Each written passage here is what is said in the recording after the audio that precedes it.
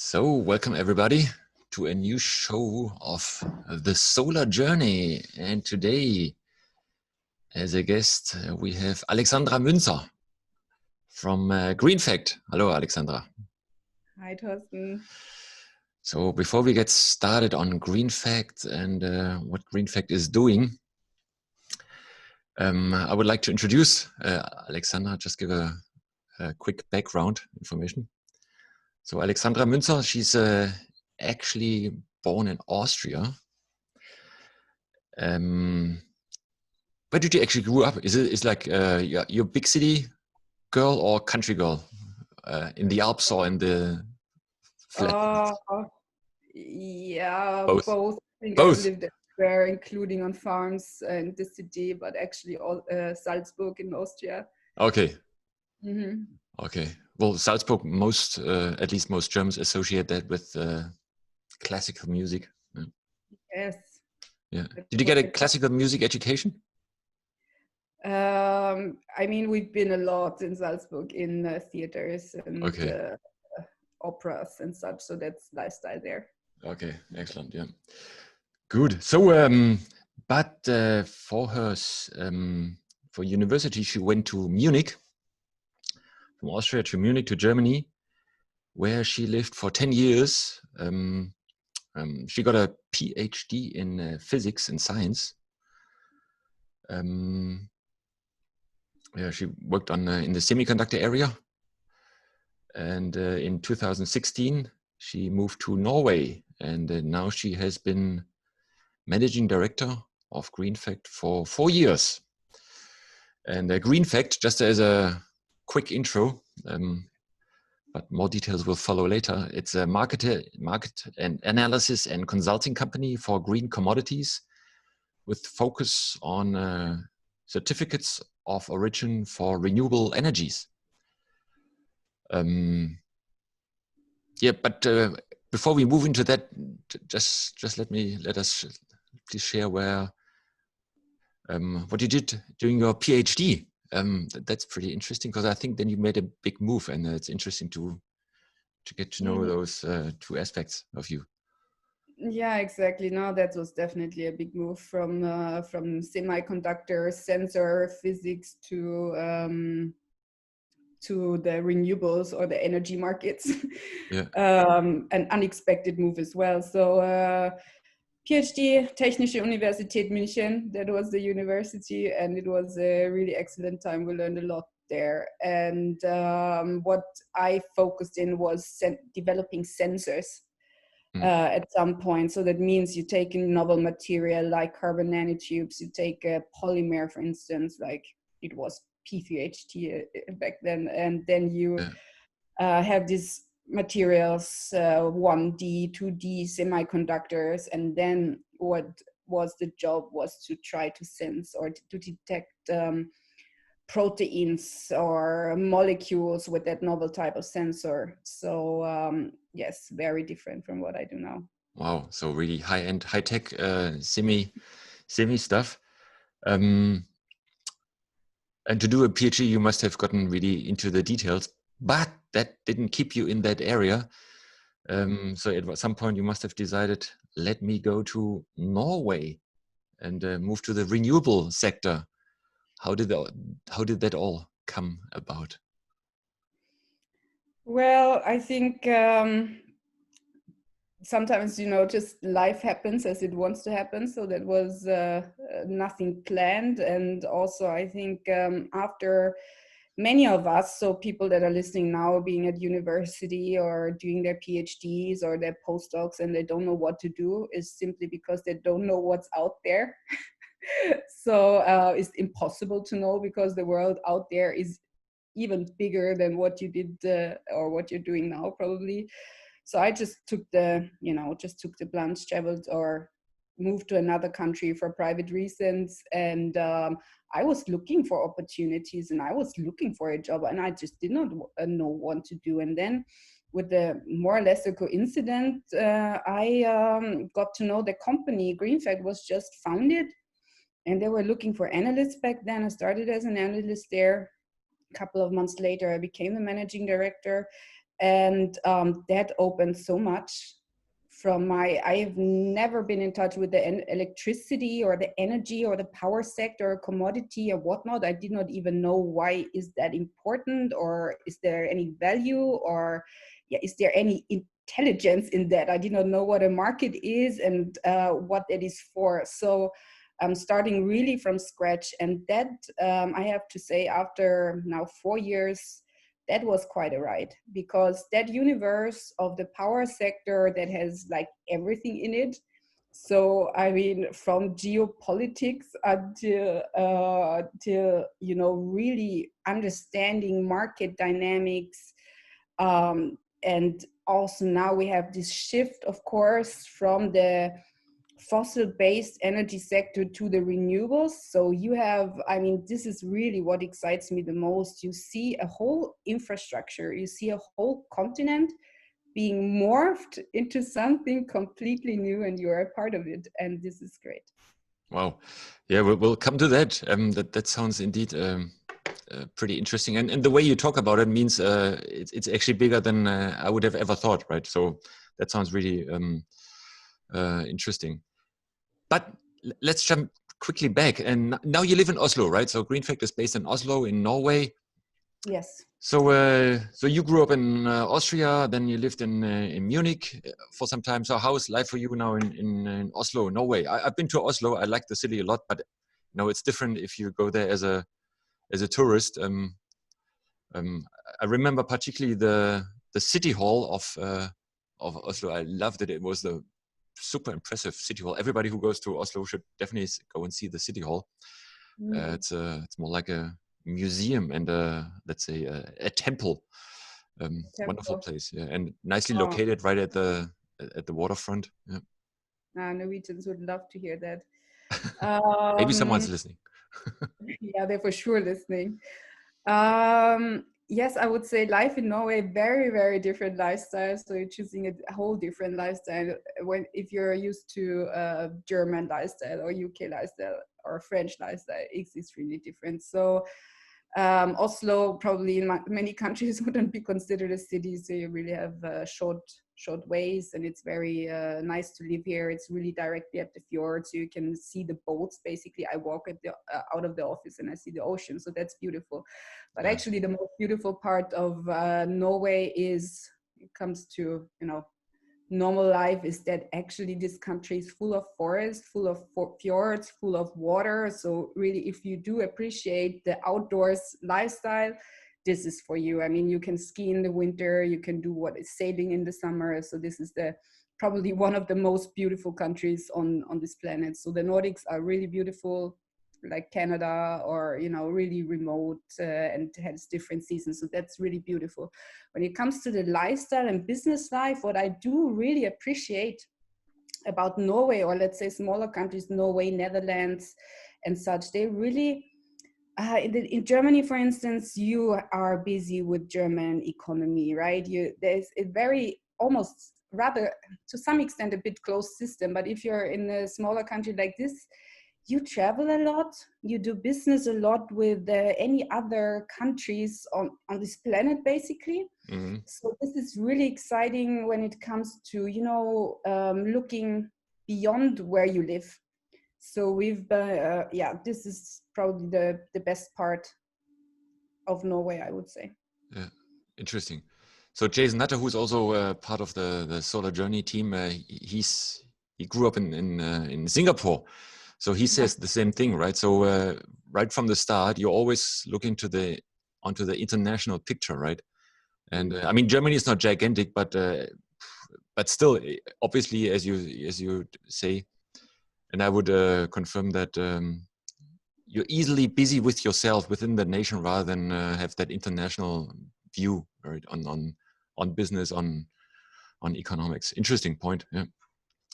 Yeah, of course. What I also remember about Oslo is all the high number of Teslas running around on the streets, right? So that was also pretty impressive for me. Already a few years back, I don't know, maybe 4 years back, right? So it was for me as a all about solar guy, wonderful to see.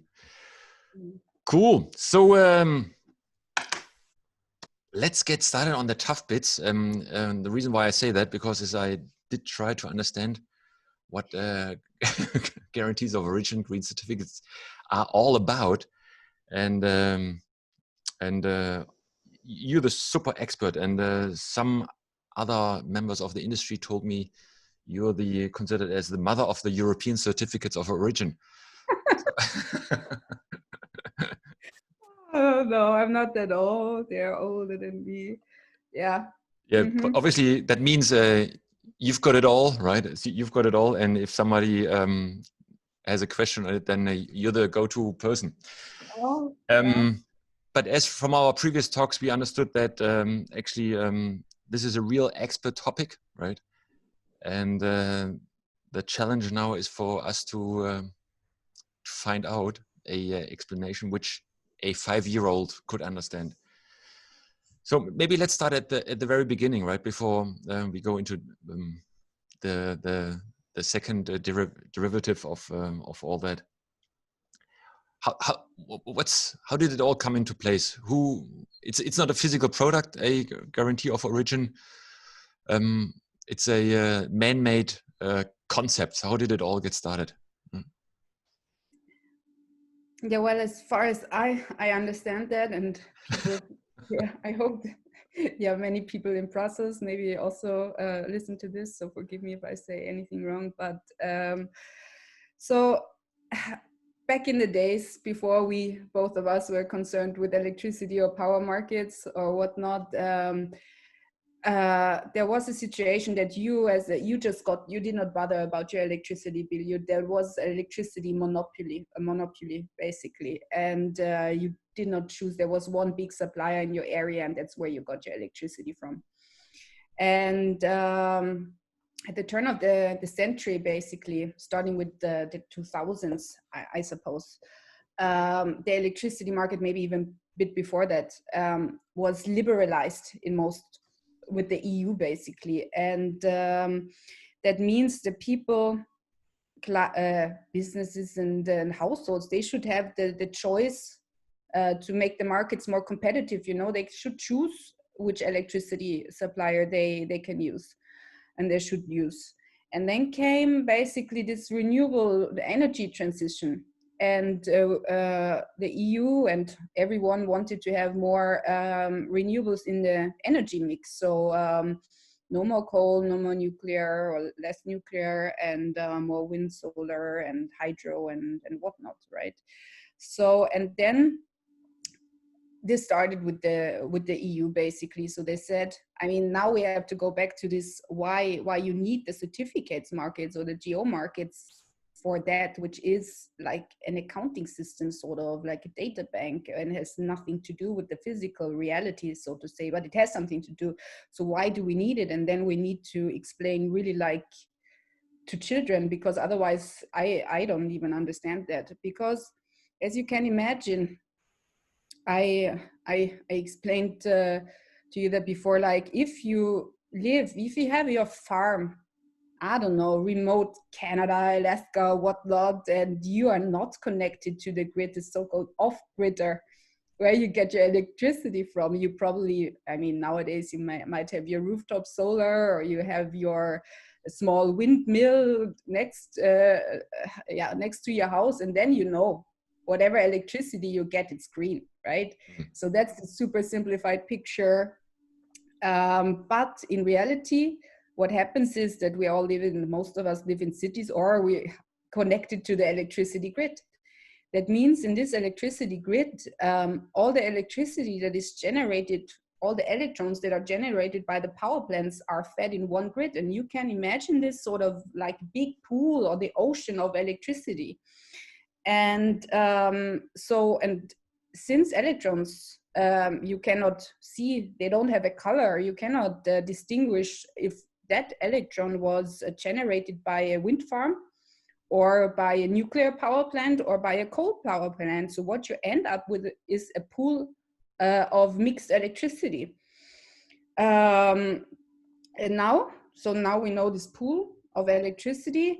And the thing is, if you, for instance, you live in a town or in a city, and you have a house there, and you get electricity, and the next power plant that is close to your home, maybe you can even see it, you see the next coal power plant, you see the next nuclear power plant, or whatnot, and then the electricity by law, it always takes the path of least resistance. That means even if a wind farm exists maybe 100 kilometers more far away from you, but the coal power plant is closest to you, you will get per law the electrons from the coal power plant.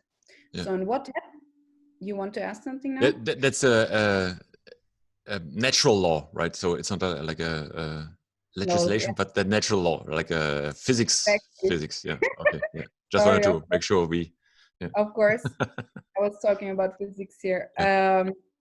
So let's say you live there, you get your electricity, the physical one, from the next coal power plant, and then you see a commercial on TV, or you really love renewable energy and you want to support that.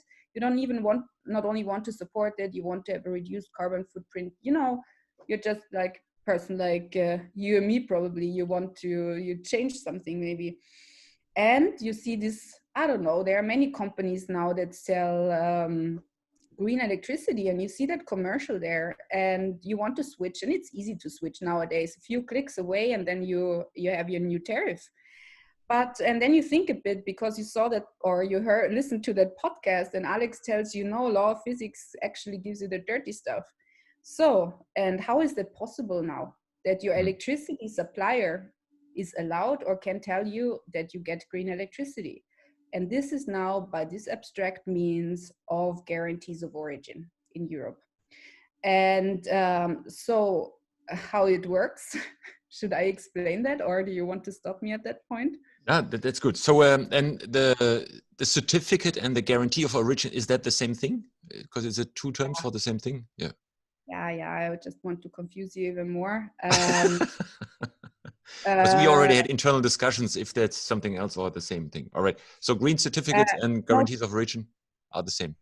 Yeah, they're almost. Good. It's good that we talk about it. So because there is indeed confusion with terminology, because in the European Energy Directive, this is called guarantee of origin. Okay. In short, that's the GO. That's a GO. Yeah. But the similar system exists in other continents, the US, and they call it RECs. And then you have the renewable energy certificate system. And so this is getting really complicated, and there are different types of sub-certificates. They have different names. So, and for different commodities, so stuff gets really complicated when it comes to the name you give to it. But for the guarantee of origin, for the electricity market that I'm talking about, the GO, guarantee of origin, is the correct term. Sometimes I call this just a certificate or renewable energy attributes, but yeah. All right. And so this is something brought into action by the European Union. Is it correct? Correct. So in Brussels, it was decided we want to have guarantees of origin. And that's how this whole scheme came into place. Who takes part in it? Is it just really full members of the EU, or is it like also associate members? Like Norway is a associate member, so I guess they also part of the scheme. Yes, per EU directive, every member state has to have a guarantee of origin system in place. So, and they have to have an issuing body for that. So a responsible body, that means in Germany, that's the Umweltbundesamt, for instance. Okay. But if you're sort of in this, as you call them, associated states, you can choose to be part of this more or less. I mean, yeah, but you have other states that are part of that too, like Iceland and Norway. Okay. And a certificate in back good old days, this would have been a piece of paper. I guess now it's something, an electronic, whatever, file, or what is it? Is it how do you transact? Electronic document, yes. It's a piece of paper in a virtual sense. So you have this document, this data file, where you have information about the electricity generation. So let's say you own a wind farm, you produce, I don't know, 300 gigawatt hours of electricity in a year. And you just produced 1 megawatt hour. That's a smaller unit, okay? And for each megawatt hour of the electricity you produced, you're allowed to generate one of the GOs. 1 okay? GO. So 1 megawatt hour is 1 GO. Exactly. And now, for example, if I produce that in Germany, then the Umweltbundesamt, that's the environmental authority here in Germany, then they would issue me what, a PDF, which says, here you go, you got 1 go. Or how does it work? Yeah, I think it's not a it's in a database, right? I guess it's in a database, exactly. So encrypted, and it's just an electronic concept, I guess, right? Not it's an electronic concept. So basically what they issue that for me, so it's actually not the HKNR, the Herkunftsnachweisregister, it's a registry that does that for you in Dessau. All right, close to Leipzig, where I live, right? Yes, yes. And those guys, they make this file for you, basically. And it gives you, okay, it states, for instance, it's wind. It's produced in this time period, so this month, for instance, in this year. And it will expire 1 year later. So that if no one wants it, then it's deleted. And if a consumer wants to have it, let's say you buy a green electricity tariff and your electricity supplier has to use it and has to cancel it, that means it's taken out of the circulation. And this electronic certificate, maybe someone in Switzerland wants to have a German hydro, yeah? And then they import it to Switzerland, for instance. Or maybe the Germans really love to have Norwegian hydro or Swedish wind production. And then this certificate is sort of from them transferred to Germany and used in Germany. Okay. So now let's assume I have a big wind farm. So I have produced 1 megawatt hour in the last month. So I get that certificate. Mm-hmm. And then it is in the database in Dessau. And do I get money for it, or do I have to pay money for it? Is there already value transaction if I have produced it, or is it just... No, producing does not bring you anything. It brings you costs because you have to pay the registry for a small fee. All right, so I have to pay a fee to get it registered. The 1 GO. It's a service. You want the registry in Dessau also needs some money, but it's a very small fee. Okay. It's a very small fee. Okay. Is it a fixed fee, or is it depends on the... No, it's a fixed fee. You can look that up on their website. You get basically, usually the account costs per year, very small amount of money. And then per each transaction that you make, if you transfer that, I think you also pay, very small. Okay. But that's a cost of it. But of course you generate revenue from that. Otherwise you would not do it, right? So of course, now if that guy in Switzerland wants to have that German wind megawatt, he is going to give me money, or where does he transfer the money to? That depends on how you interpret. All right. I know. And it also... let's explore the depends. Yeah. And we have to be a bit clean here. German wind, usually you get, in German, you have really a special case. I'm sorry for that, Thorsten. All right, then where should I move so it becomes more simple?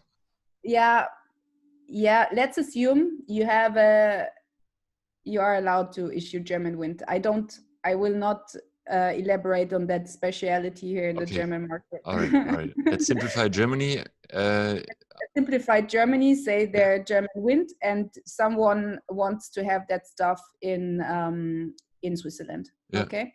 And you as a producer, you have different ways to sell that stuff. You can, let's say there is a Swiss utility, a Swiss electricity supplier. They can buy that stuff from you directly. They can call you. They say, hey, do you have some wind left, GO? And then you sell it to them. Okay, that's how it works. Okay, and then I call the Umweltbundesamt and say, hey, please issue those 5 GOs to them, or? No. No, they would not pick up the phone, unfortunately. Okay. How this works, thanks to databases, is that the guy in Switzerland, he has an account too in Okay. his registry, and he transfers that certificate from Germany to Switzerland. So that works online. And then in Switzerland, for his customer, he cancels this, so he takes it out of the loop. Sorry, hang on. He takes it. No, Yeah, it's transferred from Germany to Switzerland. So he's got 5 GOs more than before, right? exactly. But if he has, because the Swiss electricity supplier wants to use it for his customer, right? Okay, if he resells it, like the Swiss utility sells the 5 megawatt hours, so 5 GOs to his end customers, then he has to take it out of his registry. He has to And then it's so-called cancel. That's the terminology. He has to cancel it, redeem it. That means, so the purpose of that, then they are fixed to this customer. And that's why this customer, maybe a Swiss guy like you, Torsten, in Switzerland, wants to use green electricity. And then he has his, with the GO, he has his green electricity and is taken out of the loop. Why? Because let's say in Germany, there's Torsten in Germany, and he also wants that same from the wind farm. But this is not here. Cheating is not allowed. That's why you cannot use this certificate for one client here and from one client there. That's impossible. You only can use it once, and that's very important rule. Okay. Now, so this only works in a market where there needs to be physical. So it works within Europe, and it works within Europe because the whole of Europe is connected with what do you call them? Electricity. What? Grid, because it's all connected in a single grid, right? Or could you have the case where there's a small island in Norway produces electricity like hell, and it doesn't feed it into the European grid, and you could still generate those GOs over there, and then. Okay, you're smart, because we do have that that thing. Yeah. So actually, when it comes to my personal opinion, when do those kind of certificates make sense? Not only we have the electricity market, we also have, for instance, the natural gas market. We have the same, we have a gas grid. So every time you have a commodity, basically, you feed into the pool where you cannot distinguish if it's dirty, if it's clean. Then it makes, you need the tracking system, this accounting system, the guarantee of origin, so that the consumer is not cheated. He knows what electricity he consumes. That's your right, right? You want to know, you have to know. And so then it makes sense. But the EU says, okay, every member state has to have the GO system, okay? And then we have the special case of Iceland. And in Iceland, we do not have a grid connection to the continent. All right, so, okay. Yeah. And, but they're in this guarantees of origin system. And here comes already something that happens quite a lot in this market, that there is some controversial, worldviews clash. Yeah. Because of course, you can say, Iceland, they import stuff, it might not be electricity, but they are boats with other commodities going back and forth, and they are produced with electricity. So it's not a totally autark system. But from an electricity perspective, there is no interconnector, and Iceland does issue guarantees of origin. And those guarantees of origin you are allowed to use in countries. But here comes the thing. In some countries, they say no. Austria, my home country, they say no. Iceland, we don't take. There is no grid connection. That's against our law, basically. And what happens then with these Icelandic GOs is that there is the price of guarantees of origin usually depends on supply and demand. It depends on where does the GO come from. So what's the country of origin? And it depends on the country of origin, technology, and so forth. But what happens then with Icelandic GOs is those are usually the cheapest, because many countries don't Nobody want them. buys them. Yeah. You want to buy them? Little demand, low price. Yeah.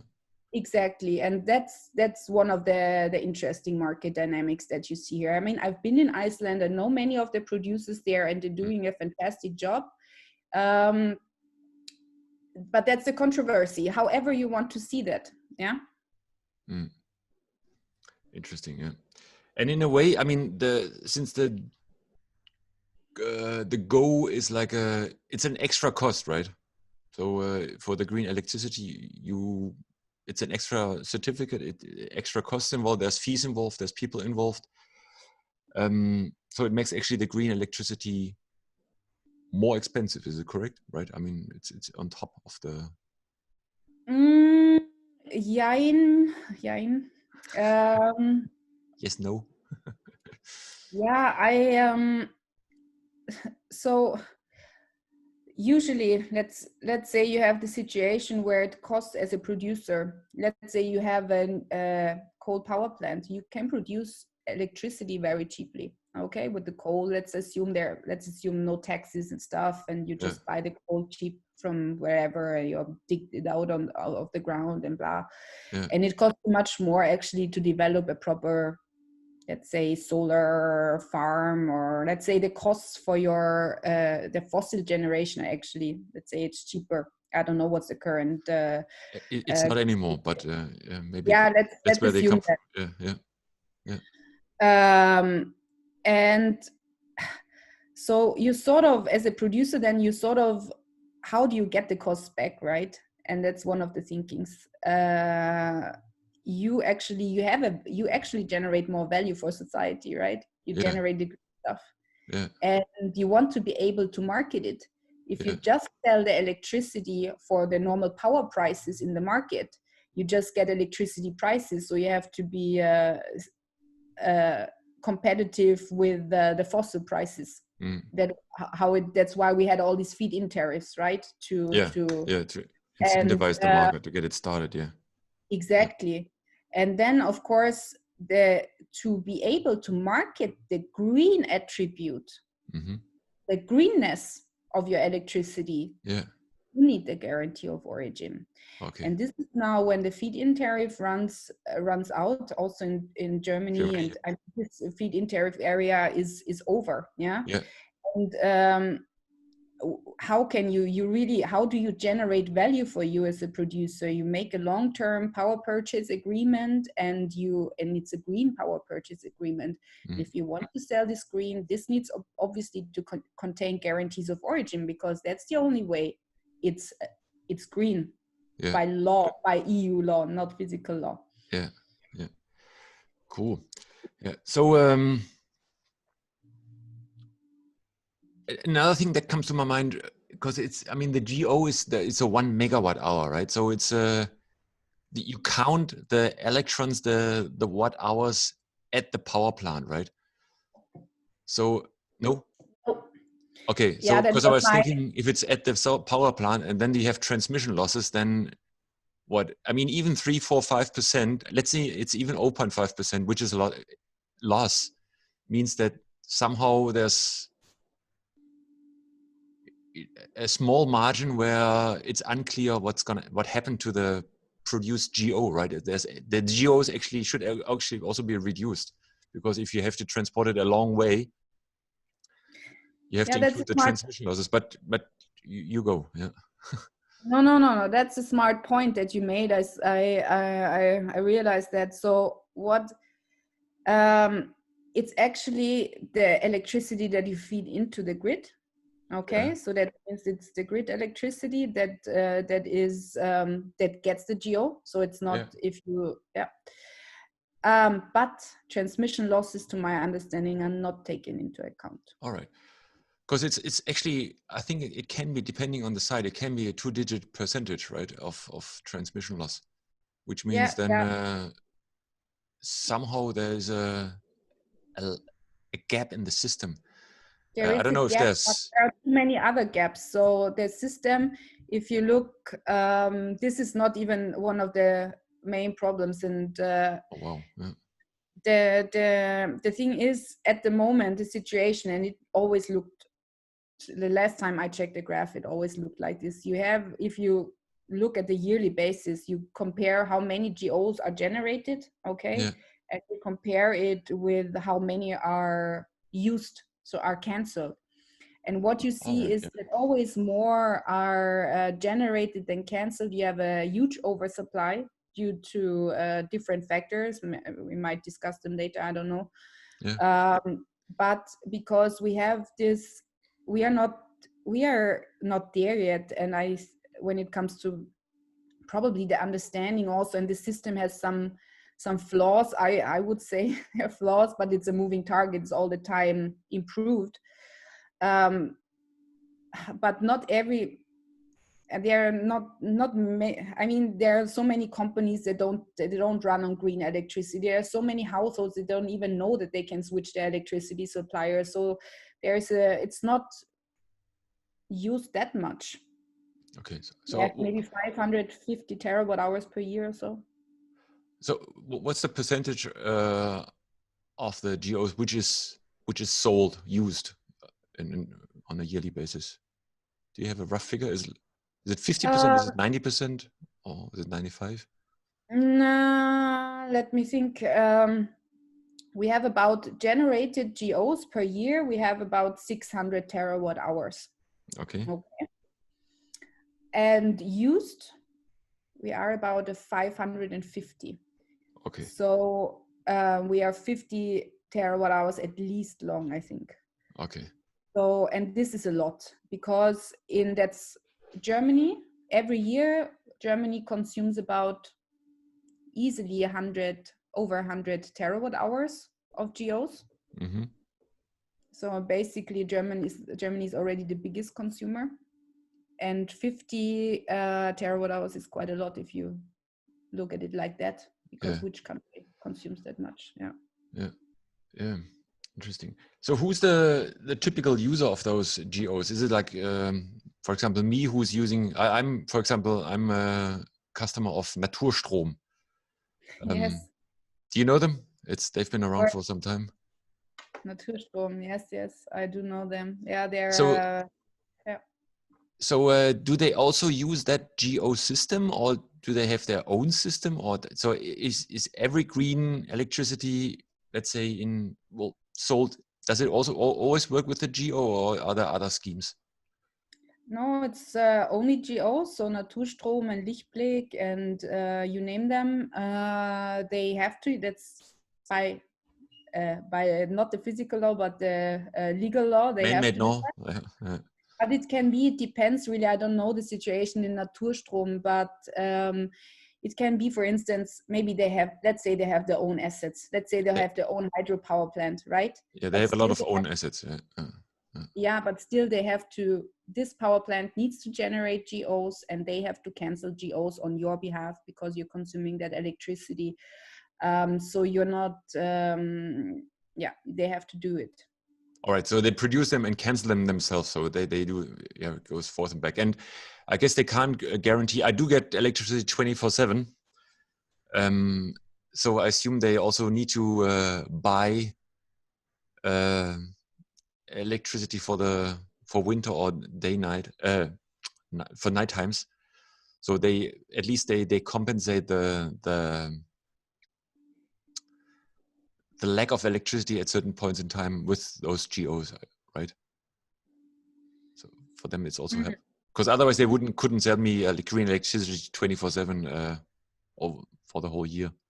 Yeah, I mean, because they don't have storage, as far as I know, right? You're probably a very special person, but Naturstrom does not think about you like this. For Naturstrom, they have let's say, a pool of many thousands of households, and what they do, I think, please Naturstrom correct me if I'm wrong. Yeah. What they do is they know about all of their household. They know how much they're consuming on an annual basis, let's say, or on a quarterly basis. Yeah. And then they will cancel this amount of guarantees of origin. They don't think about how much electricity do you use at night or during midday or when you are. Okay, so that's not relevant. Okay. Yeah. Right. Good. And So the EU implemented that GO scheme to promote green electricity, and they basically they created that scheme for the GO to see that extra value, right? To create that extra the value in green. Nope. No.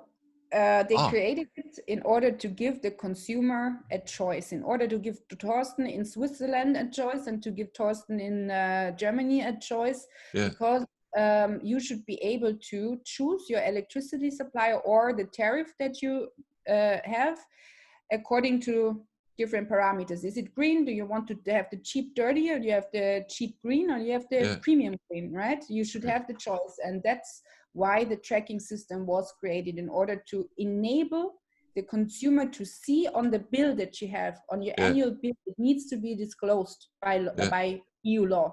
That you have all the transparency about the electricity that you consume. And that was the purpose of the guarantees of origin. It was not to create extra revenue. Yeah. For that, they had been tariffs. Okay. Right. So it's just for the, let's say, liberalization of the electricity market. Is it also used for not only for the greenness of the electricity, but also for the, I'm buying, I could have my neighbor, for example, he uses he's with a Munich-based electricity company. Obviously, he doesn't get the electricity from Munich or from those plants around Munich. Is it also based for that scheme, that it's not only about the greenness, but also just the origin, like the physical origin? Or is it only used for the trading of the green? The green attribute. Yeah. Good question. It's also one information that's also on that thing is the country of origin and the location. Okay. You know the asset if you want to know it. Okay. So that means there is, and that's why prices from different countries are a bit different. So actually, German hydro always trades at a premium. Is a little bit more expensive than Norwegian hydro, because Germany likes to have their own stuff. You like to have your own stuff. And the most expensive is in the Netherlands. They're always much more expensive than the rest, because they even want it more. They want really local, really local Dutch wind. And the Dutch wind and solar, they really love, and you can sell this tariff even more expensive. There are some other factors in the Netherlands that also push a bit their renewables production when it or renewables use when it comes to GOs. But there is a local factor, a local flavor on that. Yeah. Interesting. So what's the typical price for a GO? Let's talk about let's stick to what's the cheapest? I mean, you talked about the Iceland GO, which is very cheap. And let's go to the Germany and the Netherlands, since we talked about these. Yeah. Do you have rough figures? Oh, yeah, I have detailed as well. But when it comes to price, it's a bit depressing. Look, what happened actually, let's say we have this benchmark product. Benchmark is Norwegian hydro, because it's just the most, in all the GOs that are there, it's the most common one, because the Norwegians have a lot of hydro production. Okay. And that means this is the most liquid, most traded product. And so that's the benchmark. And if we look just at the benchmark price now, I elaborate a bit what the difference is later. Look at the benchmark, what happened since in the last 10 years, maybe, or 15 years. What happens? Prices were really bad and really low. So we are thinking 10 to 25 or 10 to 23 euro cents per megawatt hour. Okay. Nothing. And this is really important to know. I don't know what's the average consumption of a household. Is it 3 megawatt hour per year or something? And that means an average household needs to be green. You need 3 GOs per year. And if it costs 10 cents, it costs you actually 30 cents, okay? On the wholesale market. So we're talking wholesale market prices. That's really different. In theory, if you would have access to the wholesale market as a household, you can be green for nothing. Okay, then we had low prices, and then what happened? It happened, Fukushima. Okay, so we had the big explosion, nuclear thing in Japan, and this is when Merkel said, we are leaving nuclear. And then this, of course, everyone was much more, all of a sudden, people have become more aware about the electricity they consume. And then you can see a nice little spike here. Lasted about for a year until people forgot about it again. So, and then what happened? Many years of flat, low price curve. And then what we saw end of 2017, beginning 2018, that the prices went crazy actually. In 2018, we had prices of €2 per megawatt hour for the benchmark product. And we had €8 per megawatt hour for Dutch wind. So Holland wind. It's just the best wind. It's just the best wind. Yeah. It's the best wind on this planet. These beautiful offshore wind farms. I mean, pretty. And anyways, then we had this big price increase because there was also reasons for that, couple of reasons, but probably it was this very hot summer, if you can remember. So there was really little hydro production in Norway. So supply, I told you prices, supply, demand, supply went down and prices went up. So we had the €2 benchmark product, and since then it fell and fell and fell and fell, and we now, I think, at 15 cents again per the megawatt hour, and it's unbelievable. Yes. What are the implications of this? It's that the producers are not happy right now.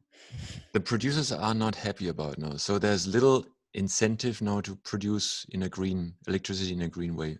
That's what it means, right? Yeah, it's a bit difficult, I would say, because the thing is, feed-in tariff is running out now. Yeah. So people, even though you just said renewables become much, much more competitive, and you're really there at the moment when it comes to the electricity market, you have the technology and you can produce it. But electricity in general is extremely cheap at the moment, also due to Corona, of course, because there is just much less demand if all the, I don't know, car manufacturers shut their operations down. And what you have there, if you're in Germany, you got wind feed-in tariff for 20 years, right? And you are like let's say you have the windmill that was built 20 years ago. It has not the latest technology of today. So you have to think, and now your feed-in tariff runs out. And you would love to see prices of GOs for €5 because that's what you actually need in order to compensate for the lack of your feed-in tariff. And now the prices are 15 cents. So what you're doing as a producer, you probably, or as an asset owner, you're probably thinking, what should I do with my asset now? And that has many implications. So the best scenario for renewables actually would be that the system gets a bit more polished so that it works better, so that the prices, the market gets more mature, it's more traded, at that there is some additional revenue for asset owners, for producers of renewable energy, because it is good to consume renewables, because we don't want to have what we have now or 20 years back. We don't want to get the dirty stuff. We want to get the clean stuff. No? Yeah. I mean, one advantage of those old solar wind farms is that they have been fully depreciated, right? So you don't have the, let's say, capex. So you really run on, you have the O&M, but the wind and the sun shines for free, right? Yeah, that's for free. So that's a good part, but okay, so incentive is low. What would be, do you have ideas how the system could be polished? You use that term, optimized? Oh yeah, many. Many. Some are more political, some are less political. So we just had this conference 2 days ago talking with the industry experts, and of course we make our own market survey every year, so we see the industry, what they think, and there comes like standardization, harmonization, full disclosure. I don't go into the details, it takes too long to explain, but what happens actually, the EU, the law comes from the EU, right? And in member states Germany's, Switzerland, Sweden, Austria, and such. They all have their little differences. It makes it a bit hard. So it should be more harmonized, for instance, but much more concretely, actually, and that's the political thing, and that's my personal opinion here. What needs to happen? We talked about Iceland. We talked about a bit about Norway. So we have the situation. Imagine Norway. Now I'm very close to Norway. I'm sitting here in Oslo, right? So I see what happens. So the thing is, you as a normal person in Norway, you drive into the forest, you drive into the mountains, and what you see is one hydropower plant after the other. And then he knows that from the law of physics, he gets that electricity, right? His electricity is very perfectly green. Yeah. The thing is, why should he switch to a green electricity tariff when if the tariff that he already gets is per se green, right? And there we have this typical Norwegian problem. What happens then is that there is no not much. It's growing, but it's not much. There is an low intrinsic demand from Norwegians to use GOs. So what happens is that they exported stuff. And where do they export it? To Germany, because the German guy, he drives through the country and he sees a mix. He sees there are different sources of electricity. So for him, it makes sense to buy, to switch to a green supplier, for instance, to Naturstrom. But it does not make sense for the Norwegians. So there we have one big, I would say probably one of the most crucial flaws in that system, because of course the European Union, they have targets together. We want to build the renewables together, and some countries lagging behind and some are more advanced and such. But in general, we have our targets to be the first carbon neutral continent actually in 2050. So there is a reason why it is as it is. But in fact, in the market reality, there are some things that don't work quite well. And this one is the Norwegian example. How to improve it is the question. There are many approaches for that, what you can think of. I would personally my personal way of improving that would be, I would cancel GOs for the European electricity consumption. So then everyone in Norway can say that they are green. The companies can say that they are green. The households can say they are green by EU law. And then what is not needed and what is exported to can be exported to other countries. Because otherwise something like this ideological double claiming happens, because a Norwegian company that gets their physical electricity from a hydropower plant, they know that it's green, but on the book it's not green.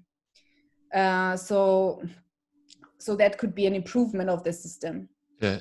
So by nature it's green, but let's say on a economics legal basis it's not green, right? And there we have a disconnect between, and for humans, if you're not an expert and if you have not listened to the show, then you just don't know, right? I mean, it's too I didn't know, right? I didn't know.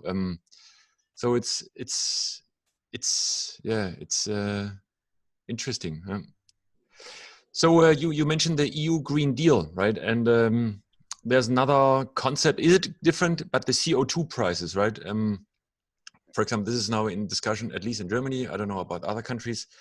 That I think you have to pay, I don't know, something like 20 euros per ton of CO2 or something for if you use that, right? So this would make, let's say, coal electricity more expensive. Like it's more like a penalty, right? And that sounds like a different scheme than the GO system, right?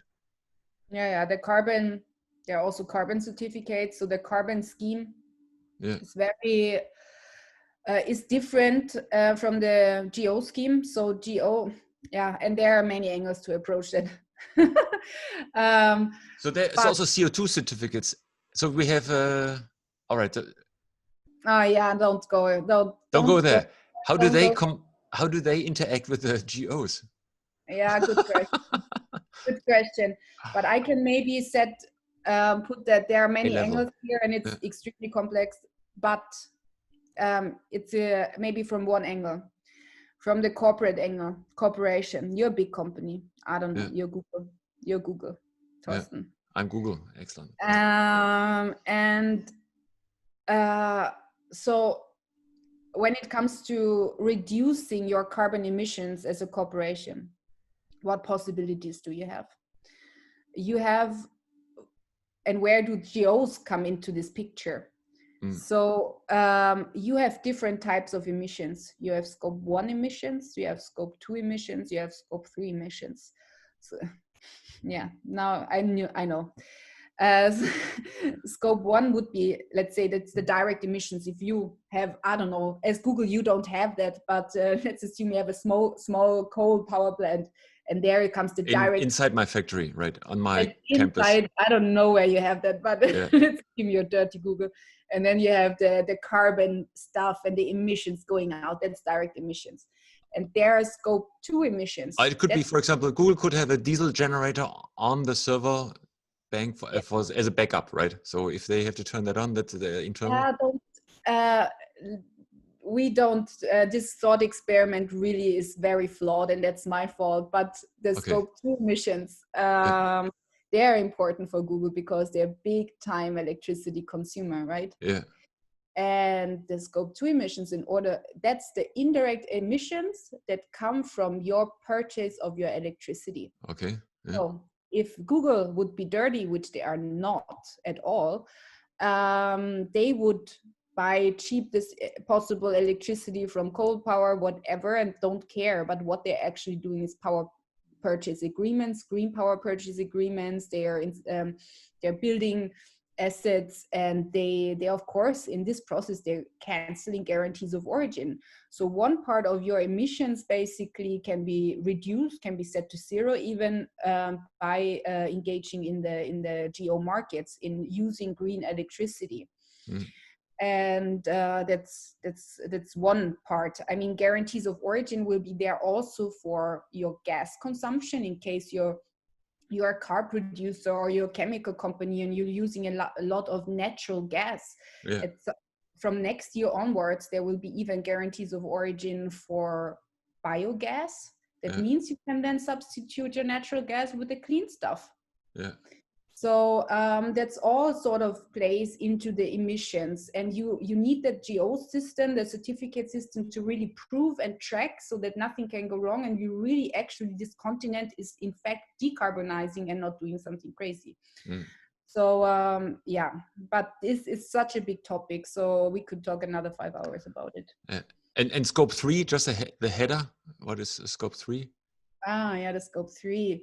Emissions. Yeah, the Google, the programmers they're sitting in the whatever in the offices, or now in the home office. But if they would sit in the offices without Corona, then they would need to come to work and use a car and use a transport, and that's the sort of emissions that are really hard. It's sort of out of control of a normal employer, right? So it's other emissions, but you can do some nice little offsetting there with some other voluntary carbon certificates, but that's the whole new world. Okay, well, just to get it right. Good. So so we have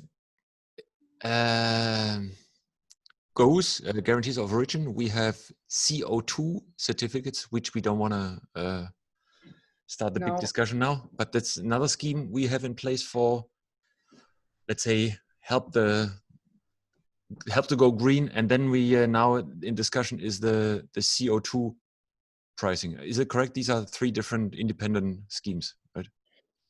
The CO2 pricing, I mean, there is the so-called EU ETS scheme. EU ETS. It's an obligatory, a mandatory carbon market. So if you're actually purchasing carbon emission allowances, and there is trade in these allowances, and that's an obligatory market, then you have the voluntary carbon market, then you have the green certificate market. So yeah, just to say carbon price going up, it's not that easy. And I have to say, I'm not the expert on the carbon field. Okay, yeah. Wow. So it's very big. And if you are a company, for you with the Green Deal, this will get become extremely important, because you will have to report from next year onwards, end of next year, in your annual statement, in your annual report, you will have to report your sustainability actions. And now there will be a big shift from companies that have to actually start really dive into that subject matter and to understand their emissions and what is in line with taxonomy, what is in line with Green Deal, what does it mean to be sustainable. And this, as we already touched, we only touched upon one tiny little aspect of that, and it's gigantic and it's complex. But the fun part of this is, if we are through this in 2050, the world will not look anymore as it looks today. So this is really the fascinating part of it. Yeah, cool. Hey, thanks a lot for this let's say initial introduction to all these schemes. I personally learned a lot. We haven't talked a lot about Greenfact, which I appreciate a lot that you really took the chance to give as a general lecture. But do talk about Greenfact. How do you make money? What's your business model in that area? Business model, I would say we have maybe three different things. One is we have a website, a platform with price information, particularly for guarantees of origin, some other certificates, but we don't go there as well. But why is it important? Because let's say utilities, electricity suppliers, companies, bigger companies that use that stuff or that really actively engage in the market, since there is not much price transparency, we actually provided price transparency. So we show them what it really costs and why. Why is it like this? Okay, so it's business intelligence. And how do you get your information? How do you get the numbers from those transactions? We have data partners. So that means we have one big broker company and some other smaller ones that team up with us, and they give us their prices and we report on that prices. So that means either we have a connection to their system or they report, let's say, via an Excel sheet, and then we post that basically on a daily basis. So you can log in and then you can see prices there, and you can see market news and such. Yeah. So how big is Greenfact? How many people work for Greenfact? We are 6 people. Yeah. Very and your customers are basically big, utilities and consumers, like big companies who need to have who want to go green. Like, is Google a customer of yours? No, I wish. They just announced they want to go take the next step, right? So they basically are in a way carbon neutral, but I guess they understood the scheme, and now they understood they are sort of green, and now they want to take the next. They really know what they're doing. They're so big. I mean, and they have this power purchase agreement, long-term agreements. I don't know if they really, but if it's the case, Google, if you need to look into the market on a daily basis, let me know. I can help you. But our standard clients are energy market participants on the producers. We have utilities, electricity suppliers. We have traders in the market and service providers. So everyone who has to engage with the market on a very, very regular basis. And also bigger companies, so car companies, some of them, and chemical companies that are high on the sustainability. That are really have an aggressive agenda there. They know that they are not competitive anymore if they're not green, if they don't do their homework. Oh, wow. Okay. And so that's the part of the transparency pricing. But we obviously, when it comes to consulting, if there is a company or a utility or a producer and they need, they want to understand one particular market and what are the drivers there. And because I already touched upon it, this field is so big, rules are a bit different in every country. And understand sometimes, you know, it requires resources. So we write bespoke reports, we give workshops, we teach them that stuff so they don't have to, you know, learn everything by themselves, because as we discussed it, it takes sometimes years. And then we, of course, we dive into new markets right now. I'm really, really excited of everything that is biogases at the moment, biofuels, because what the interesting thing about this sector, we're talking about decarbonization towards 2050. The thing is, there is one sector that has still emissions above 1990 levels, and that's the transport sector. So this is really high on the agenda when it comes to decarbonizing this continent. So we will see a total shift from natural gas consumption to biogas consumption. And then we're all of a sudden talking about biomethane, we're talking about hydrogen and all the green gases. And what do they need? They need a nice guarantees of origin system for that. It will come next year. This is what I will be busy with in the next 10 years, probably. Yeah, with a high level of complexity and the legislation and international, like so many countries involved, it looks like you're not going to run out of business. No. Fantastic, Alexandra. As you mentioned, we could keep on going. I must say, I'm brain dead. It took me. It was so challenging to dive into this scheme. So I guess we should stop here before I fall apart. Yeah, no, sorry. Sorry for killing you. We can do this. We can repeat it at some other point and we'll talk about. Let me digest that, and I would maybe you're interested in coming back onto the show. And there's so much dynamics in the sector, and I can tell, I can feel, I can understand that this area we talked about is super fundamental to bring the energy transition forward, right? Because this is where the economics, the value transaction, the money transaction occurs. Yeah. Final question.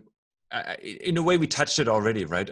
But what do you think? What really needs to happen to let's say, at least to really accelerate the transition, right?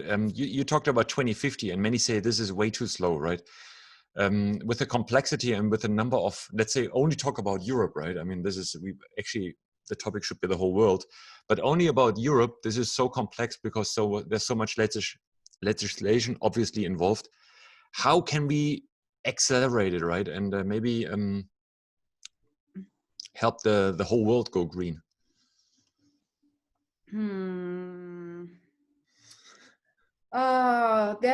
It's big. There are many things that you can do. This morning, what I thought about, I was thinking about this 2050 thing, and I was thinking that there, you know, I was never a green person or anything, never in my life. Now I am.